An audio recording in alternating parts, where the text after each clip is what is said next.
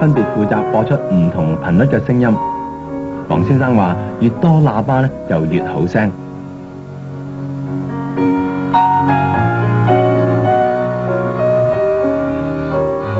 佢個唱盤300磅咁重。黃先生話：唱盤越重，避震就越好，播出嚟嘅聲就越靚。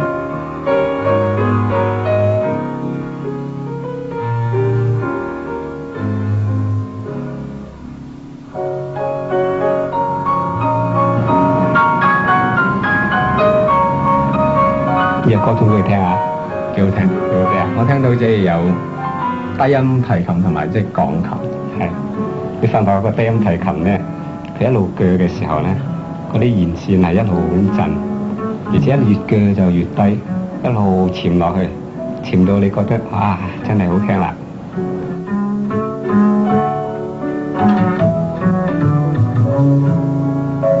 黃先生自認係個音響奴隸。發燒友嘅世界與眾不同，佢哋會不惜一切追求最完美嘅音響。又搞啲乜嘢啊？啱啱收到呢啲正膽，完全唔同味道啊！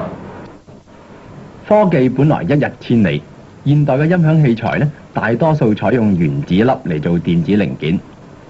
不過發燒友呢，就偏偏鍾情於原子粒嘅前身真空管，通常叫做膽。佢哋認為膽機所播出嚟嘅聲好過原子粒機，啲聲又甜又滑。而唔同牌子嘅膽又有唔同嘅聲，於是換完又換，仲要用個膠圈箍住個膽，聽講話好聲啲嘅喎。咁佢可以防止嗰個燈膽本身係諧震啊嘛。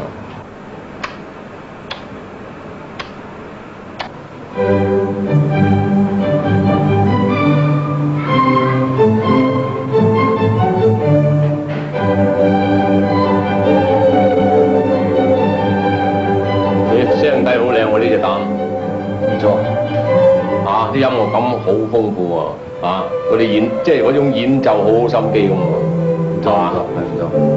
幾正喎呢隻嘢，不過好似左右有少少唔係好balance，聽唔聽到啊？聽唔到。調一調啲燈膽試一試先得。試下，去試下調下。你可以話發燒友態度認真，亦都可以話佢哋吹毛求疵。理論上，兩個同一間廠做嘅膽冇咩分別，不過佢哋就認為左膽調右膽，前膽換後膽，啲聲都會唔同。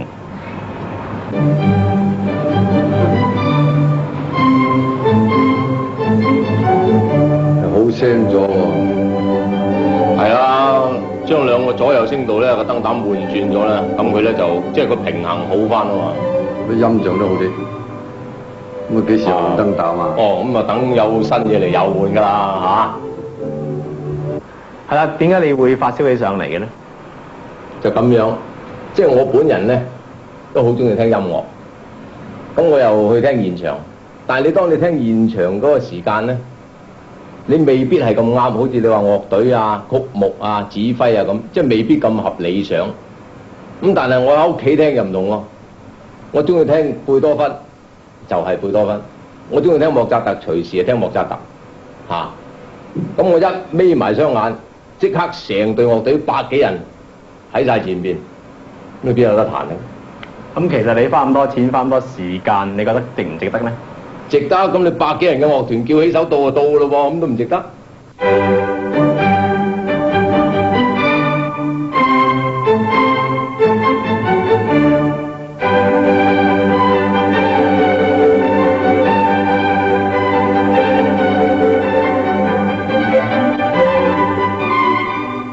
音響發燒友相信音響系統每一個部分呢，都對聲音有影響。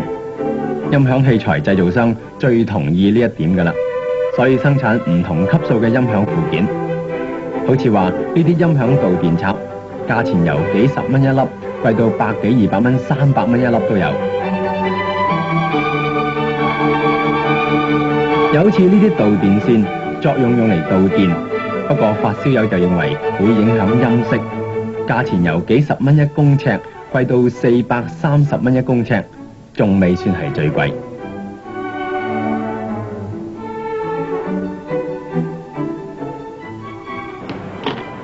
市面上雖然有好高級嘅導電線，但係仍然唔可以滿足馬瑞能嘅要求。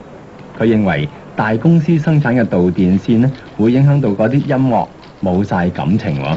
我好難買到一對有感情嘅，即係市面或者可能會有，或者我而係揾唔到。咁我所買到一般嘅線呢，佢哋係好有音樂感，但係冇感情。係缺乏咗感情。既然唔滿意，馬瑞能呢就自己親手做線，所以人哋又叫佢做線王馬。佢去買一啲電腦專用嘅電線返嚟，用放大鏡睇下金屬本身表面嘅光滑度。佢話只要睇下條電線表面呢，就可以知道條線有冇感情㗎啦。由於我累積經驗呢，我會知道呢種導線係嗰種聲係會達到有感情出嚟嘅。即係就咁睇咧，都睇到即係啲線有邊一類嘅感情。啊，有呢條線呢係會有感情出嚟嘅。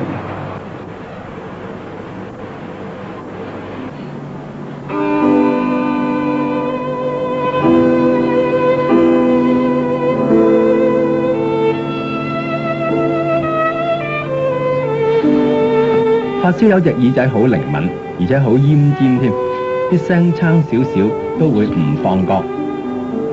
李子強呢喺發燒友圈中被稱為定位李，即係稱讚佢能夠將個喇叭擺放得令到播出嚟嘅聲音最有立體感。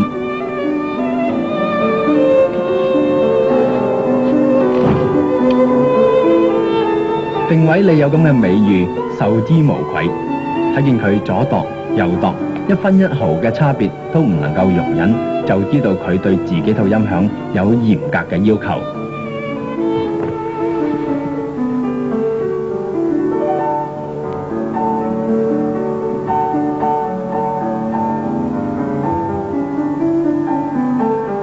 李生啊，你而家駁嚟駁去咁樣移嚟移去，有咩分別咧？同頭先？梗係有分別啦，嗰個現場效果咧就現場感好好多。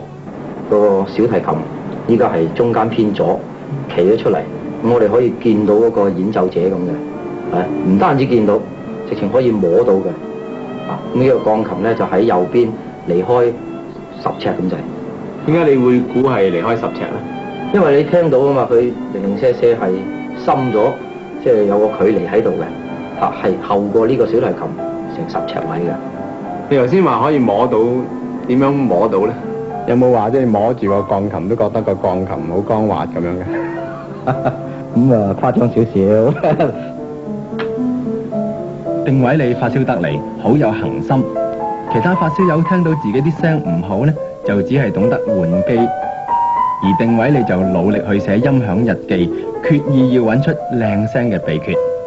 結果經過多年嚟嘅參考對照之後呢，佢終於都揾到啦。多數靚聲嘅時間都係禮拜日，而禮拜日靚聲嘅機會亦都多好多。咁尤其是喺5點後鐘，咁呢樣嘢嘅原因我依家都仲揾緊，未能夠完全證實。我懷疑可能同電有關係。點樣有關法呢？可能係電源裏邊嘅嗰啲噪音比較少。禮拜日因為工廠休息好多工廠休息，咁所以電嘅純度比較好。發燒友其實係一種充滿自信嘅人，有時甚至係自以為是添。佢哋深信自己可以分辨到連電腦都測唔到聲音上嘅分別。高考量玩音響35年，發燒圈裏邊嘅人專稱佢做教父高。佢有徒弟10幾人，換一次音響都要佢鑑聽一番。教父高咁巴閉呢，係因為佢對耳可以喺唔同大氣壓力之下聽到唔同嘅聲。教父高啊，今日啲聲好唔好呢？照我睇今日啲聲應該好嘅。點解呢？因為以經驗嚟講咧，喺熱天嘅時候咧，755度嘅氣壓咧，至到760度咧，都係幾理想嘅。如果佢穩定嘅時候，咁其實大氣壓力同好唔好聲有咩關係啫？呢個咧就最初你嘅憑聽覺係得翻嚟啦。咁但係憑聽覺之後咧，你漸漸你就積組一個經驗啦。咁啊知道咧氣壓喺邊度咧，就大約啲聲會係點樣。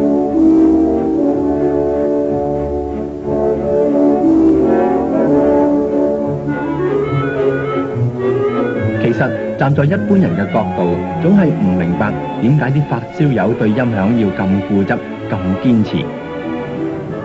呢個好簡單嘅，因為音響咧同現場實際係有一段距離嘅。因為你現場咧係咁大個音樂廳，屋企咧最多係200-300尺。咁如果你要將一隊咁大隊樂隊啊擠落個屋企度，一定係擠唔落㗎。咁所以咧喺屋企度聽咧係一種假嘅聲嚟嘅，但係個個都希望咧盡量接近現場。咁所以就係一路追落去啦。